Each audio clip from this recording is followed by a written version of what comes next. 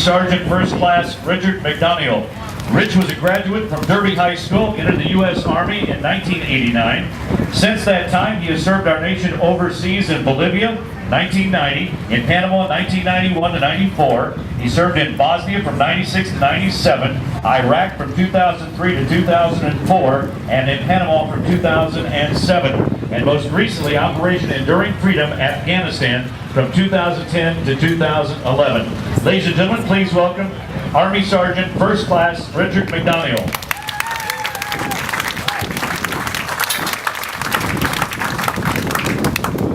How about some wind today, huh?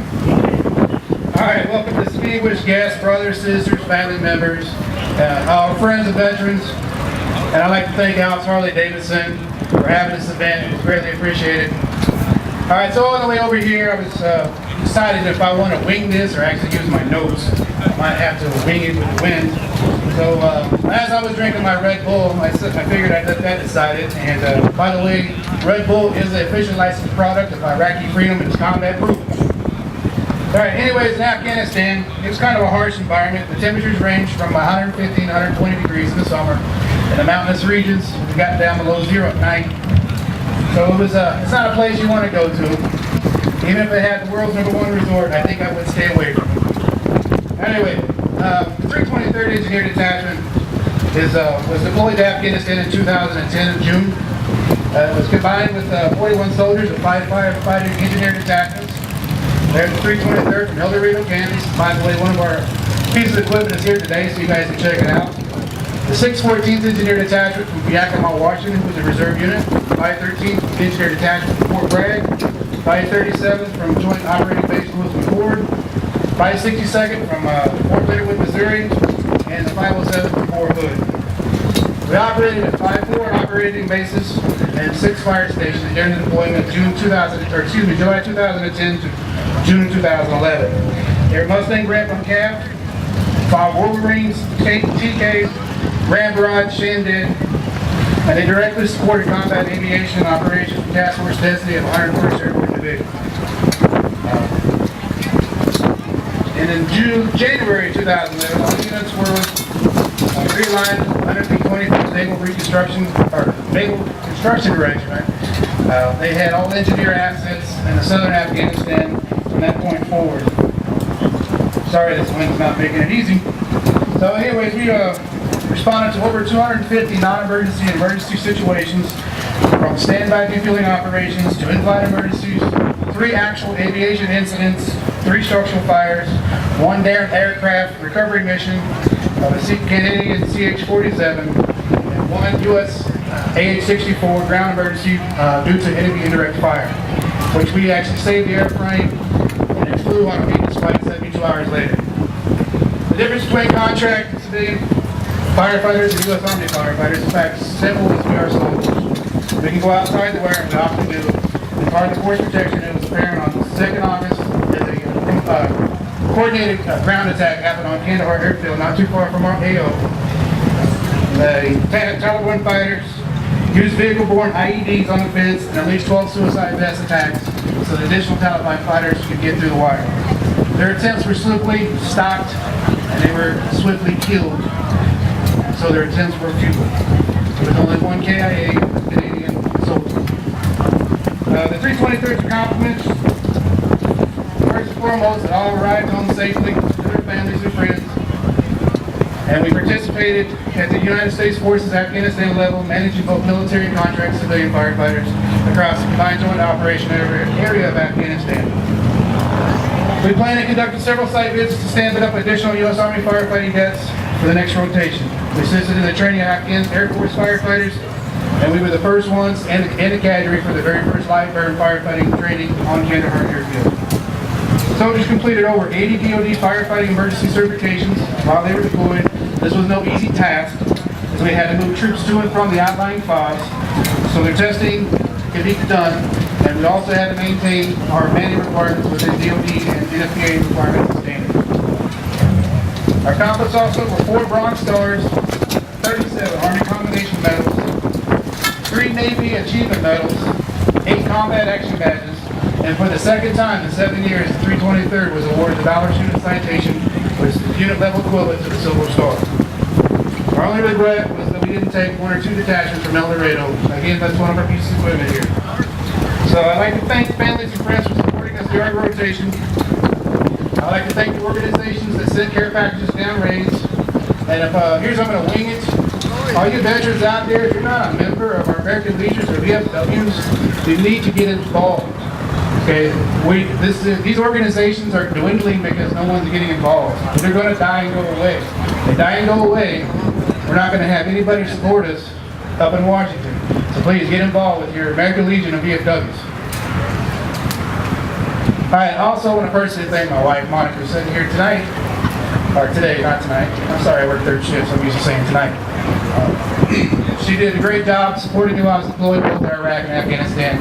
Sent the care packages. She ensured I had my Copenhagen, both long cut and wintergreen, so they gave me some variety. And I did appreciate her support, and I don't think I could have done those 2 trips without her. Alright, I also want to thank Mr. Lance McCune, who's sitting behind me, for being a mentor and a friend over the years and allowing me to step in after him as the first sergeant in El Dorado. Let me find my page. I went to Iraq with Lance, and I wouldn't do it again without reservation. Afghanistan, not so much. The difference between the two was 323rd was alerted for Operation Iraqi Freedom, for Enduring Freedom. He was notified for rotation. I was asked if I wanted to go, but no, someone decided to retire. So I was asked if I wanted the job. It took several days to think about it, and I decided to accept the position and deploy. If I had to do it all over again, I think I would need several more days, if not weeks, to make that decision. Lance was a great leader and is a true friend. It is an honor to serve with him over the years and in war. So, ladies and gentlemen, our next speaker will be Sergeant First Class Retired Lance McCune. Thank you.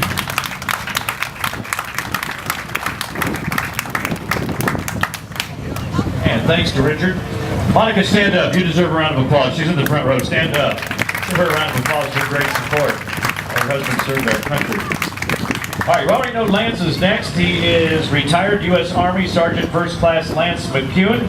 Lance participated in Christ rescue missions in the Al-Ansar Bar region in Iraq from 2003-2004. Current president of the Kansas Veterans Family Reunion, a distinguished title that Lance has held for the past 8 years. The Kansas Veterans Family Reunion is represented here today. This year's reunion will be held July the 18th, 19th, and 20th. That will be on Veterans Point, Shady Creek area in El Dorado State Lake. Would you please welcome Lance McCune.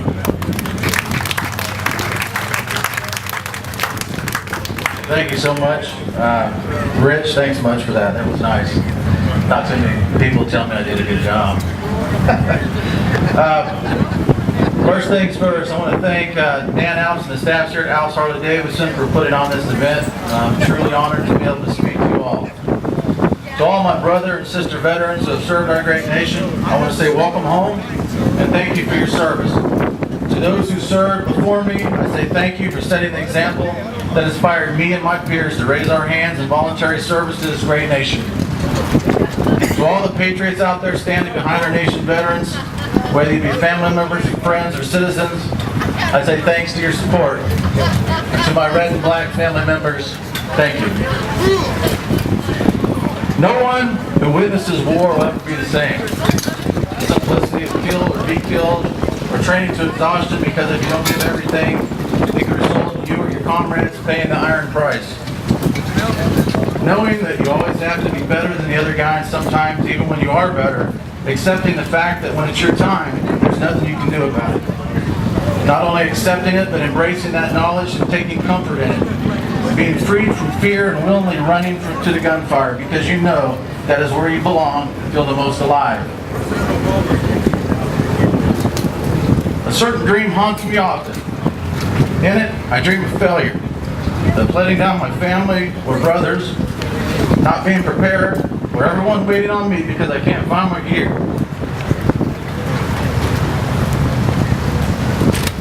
This anxiety of not being prepared is with me all the time. For many, there's a readjustment time because normal life is boring. Every emotion in combat is just more. Everything is extreme. Love and hate, loss, anger, joy, it's all greater. For some, it's hard to adjust back to the normal levels of emotion because everything seems so dull. Paying bills, walking the dog, or playing with the kids pales in comparison to not knowing what is waiting for you on the other side of the door you're about to go through. I know that most Americans will never understand what I did, why I did it, or why I would miss it so. They'll never understand it was a calling of almost religious proportions. Even though I may be different than before combat, I understand that. That is normal, life has changed. And how could something as intense as combat not change me?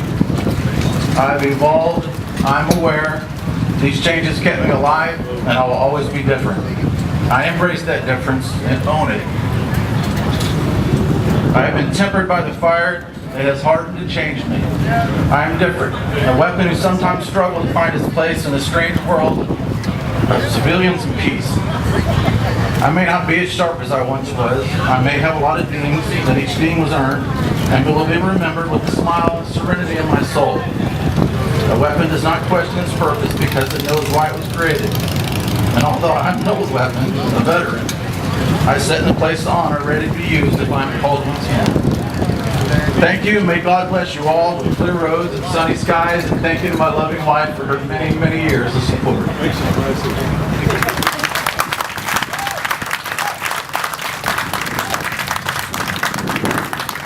Thank you, Lance. Our third veteran guest speaker, having previously served in South Korea, most recently in Desert Shield, Desert Storm, and Desert Recovery. Would you please welcome U.S. Army Sergeant Kathy Gillespie. Kathy?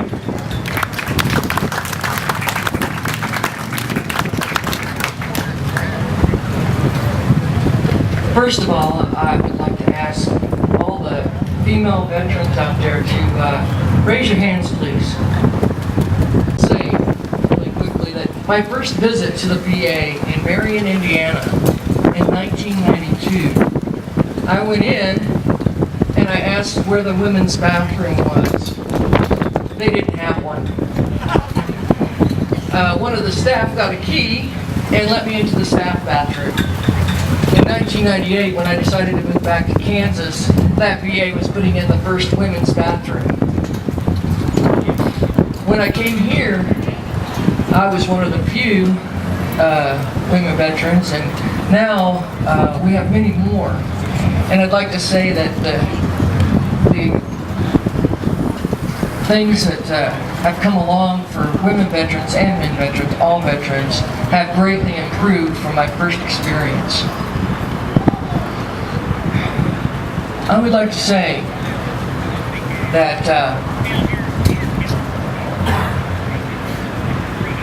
I reach out to all the family members and people who support veterans, friends, to continue doing that.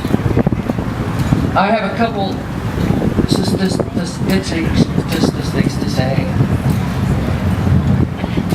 The most recent ones that I could find where there's 22 veterans in the United States every day that commit suicide.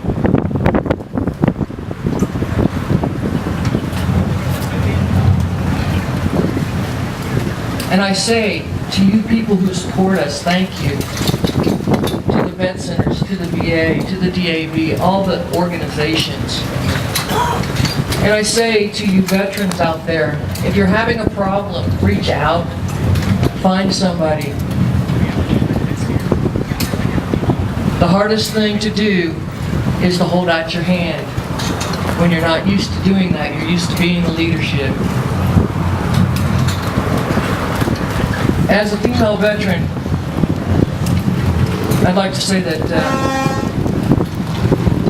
I'm glad to see that there are my sisters out there that are now seeking help, and my brothers out there seeking help.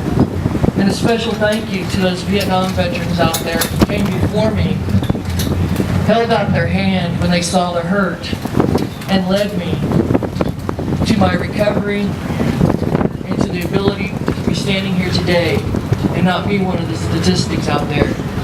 Thank you all.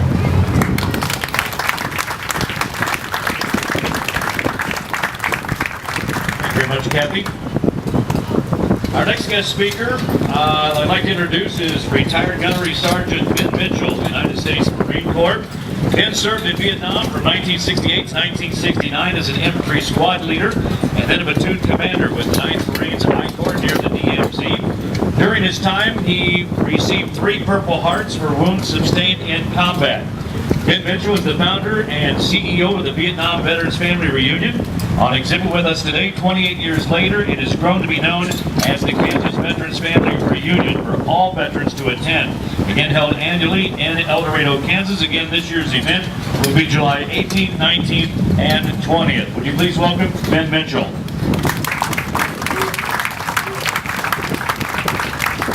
Hey, you kind of stole a little bit of my thunder, but that's okay.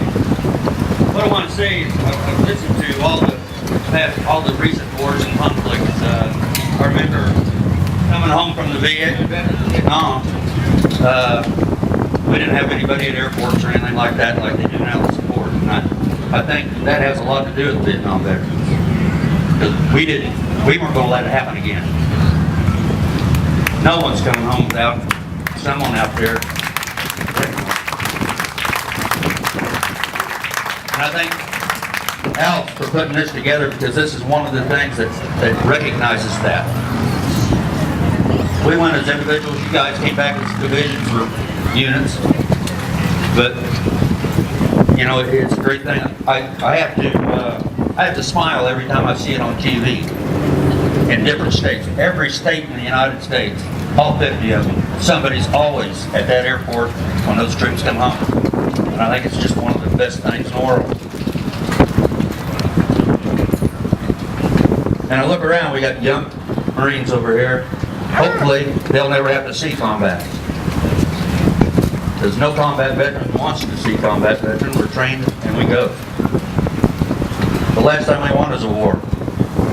I don't want to see my grandkids go to a war. I know what it's like. And now I even have that same reflection and nightmares now, because right now in Iraq, the insurgents coming right back in.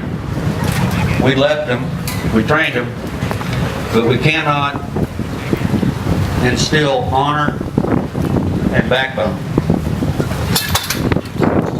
There's so many different entities that go into that. We did the same thing with the ARVs, the South Vietnamese armies. When we pulled out in 75, you could just see it trickle all the way down to Saigon. Here comes the North Vietnamese. South Vietnam Army couldn't hold them. I'm kind of glad we didn't have to go back in, which I hope we don't have to do that in Iraq. But I got a bad feeling about it.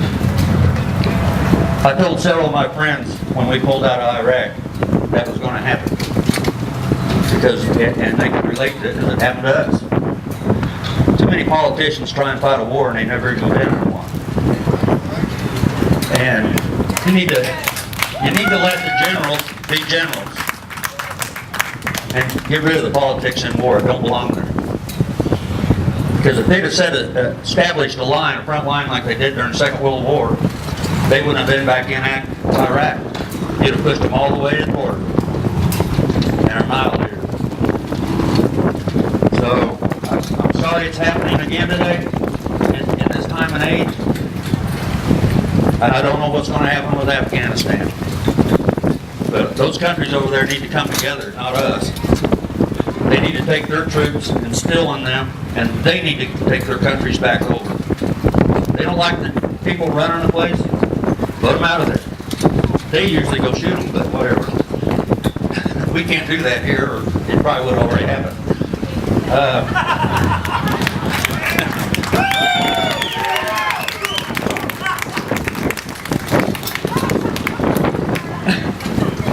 I know, the Secret Service is probably around here somewhere waiting for me.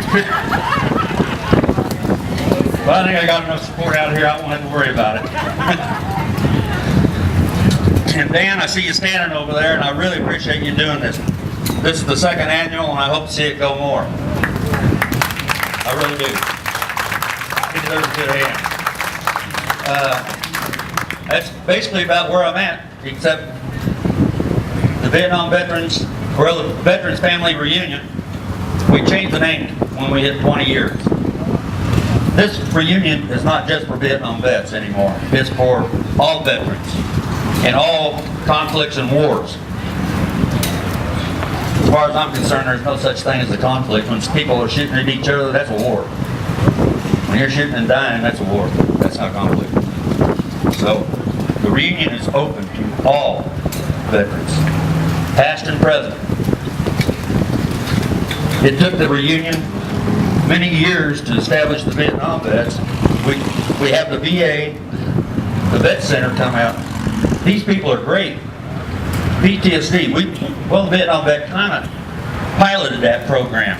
It was called, I don't know, shell shock, things like that. Well, it was PTSD, and they finally figured that out with the VA. I like to think that the Vietnam veteran had something to say about that, to get you people treatment. You need it. All you have to do is talk to them. That's one thing I'll say about the Vet Center. They are good. I spent many years at the Vet Center. And I think the younger troops need to get it together. Kathy mentioned 22 suicides every day. We need to cut that number down to 0. If you need help, like she said, come talk to us. We're here to talk to you. My number's in the phone book. I'm probably the only one out here with a damn landline. I got a cell phone too, but I still have a landline. And I do appreciate you coming. Have a wonderful afternoon, and we'll hopefully see you back here next year.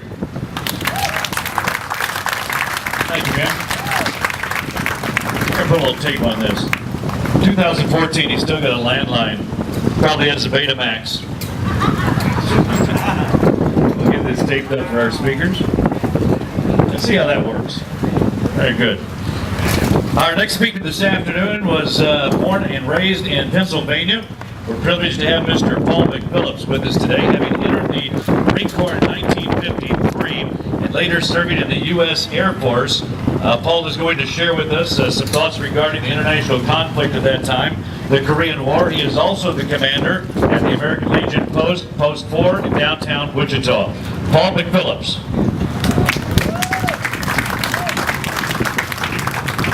Thanks very much. My itinerary, I think, flew north because I'm not much of a speaker anyhow. But on the international aspect, there's 3 things I would like to tell you about.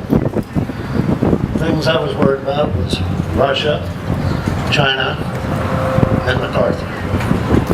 And if they let MacArthur alone, we'd probably be a hell of a lot better off today. That's my opinion, because MacArthur was one of my heroes.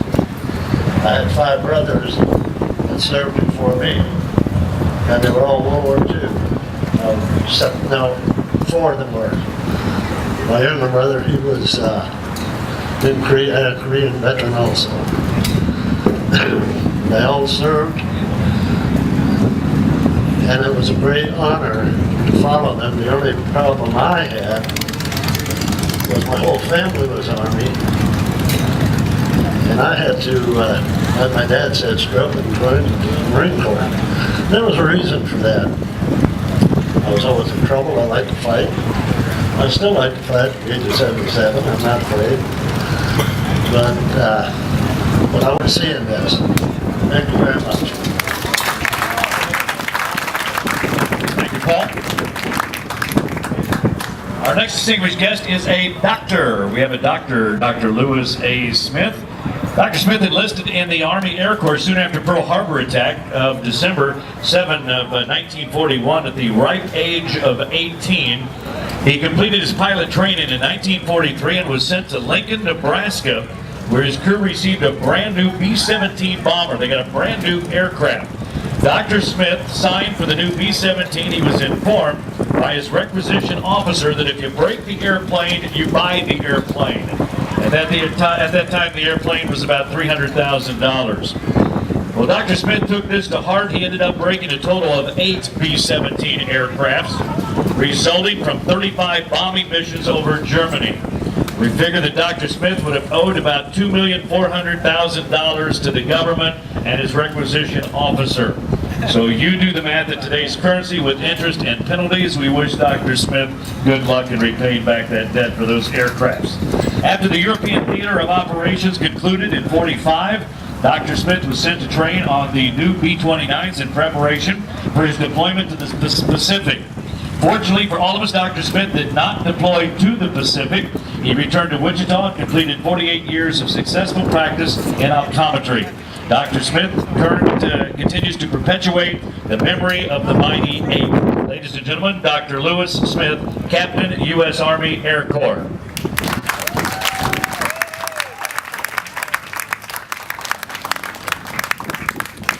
Thank you for your kind applause, which I richly deserve but seldom receive. Man, after that introduction, I can't hardly wait to hear what I'm going to say.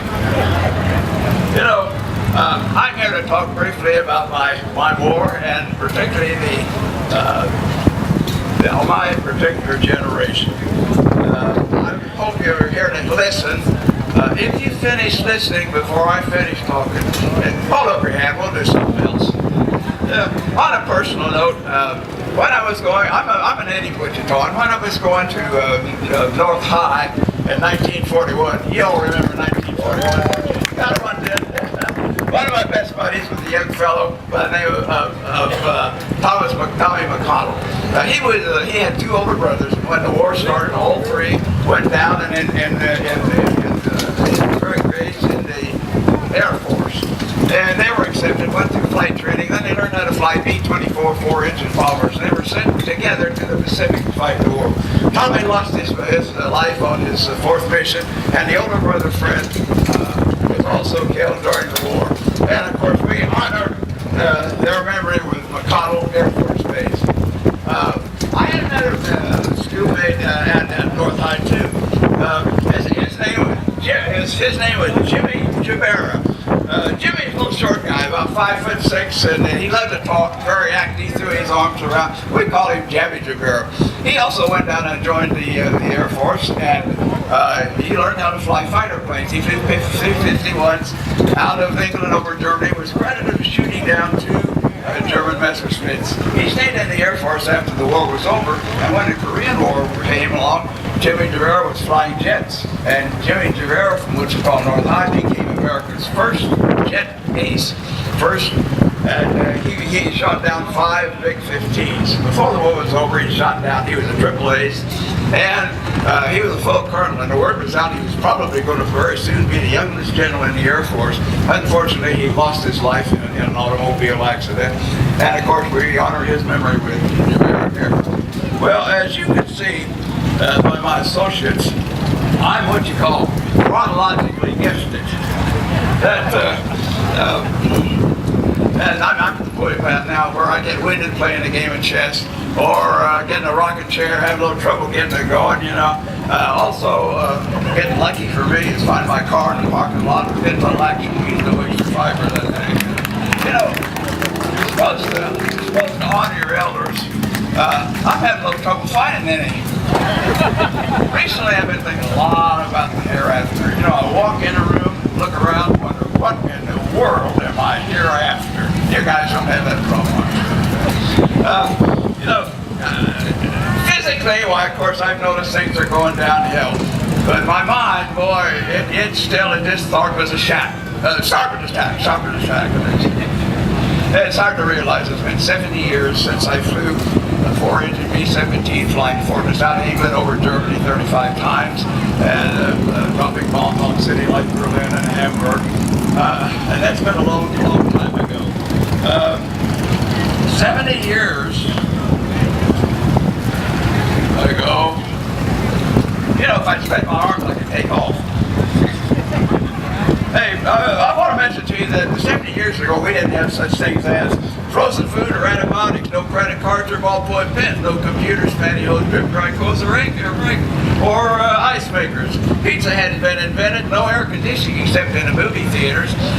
Instant coffee wasn't there, and my gosh, McDonald's hadn't been built yet. A Coke was something you drank, and grass was something you mowed, a pot was something you cooked in. Back then, you could buy a Chevrolet for $650.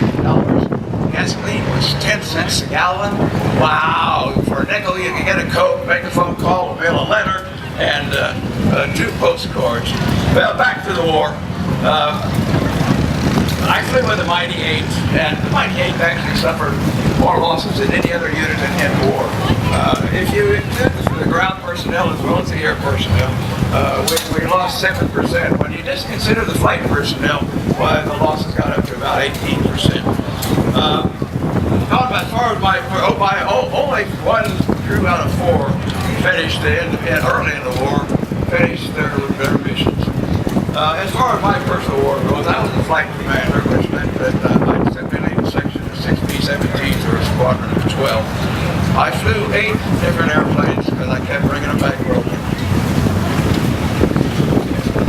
Due to enemy action, I came back 4 times on 3 engines, twice on 2 engines, crash landed once in France, and completed 35 without a scratch. Lucky.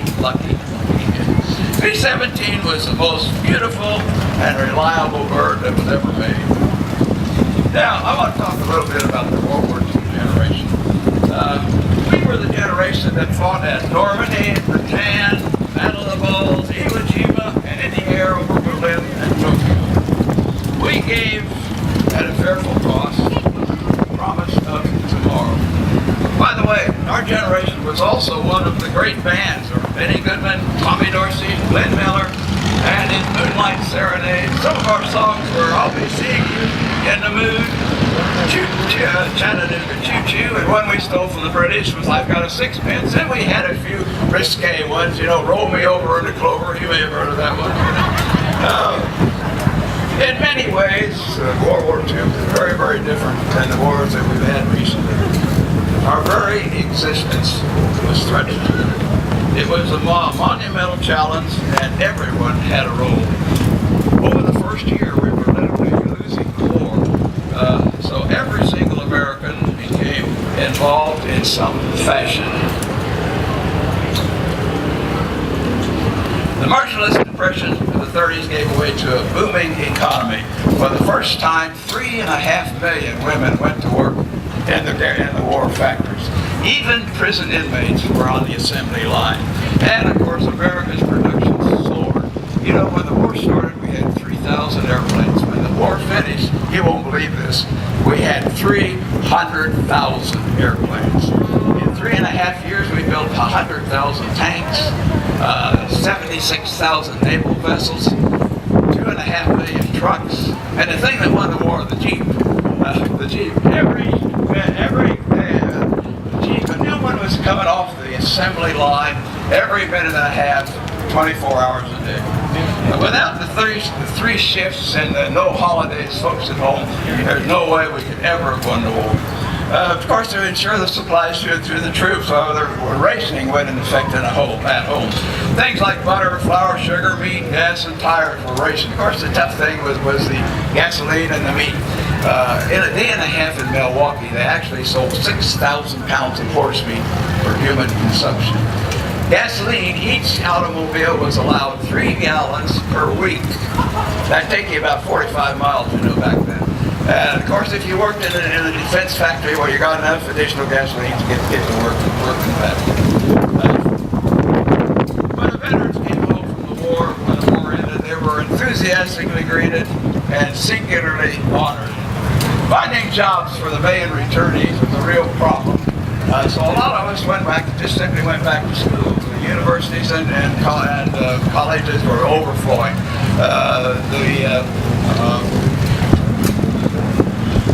Veterans bill served a lot of us well. There are still 3 heroes in the Tomb of the Unknown Soldier. There's a poem about this too, and I've always remembered the last verse, and it goes like this. I am the unknown soldier. Maybe I died in vain. But if I were alive and my company called, I would do it all over again. Like that. I think this kind of happens to that is kind of applied to we're three generations. As a generation, we have fought the good fight. We have finished our course. We have faith. Hopefully, when we meet the big guy upstairs, he'll say, "You've done well. Come on in."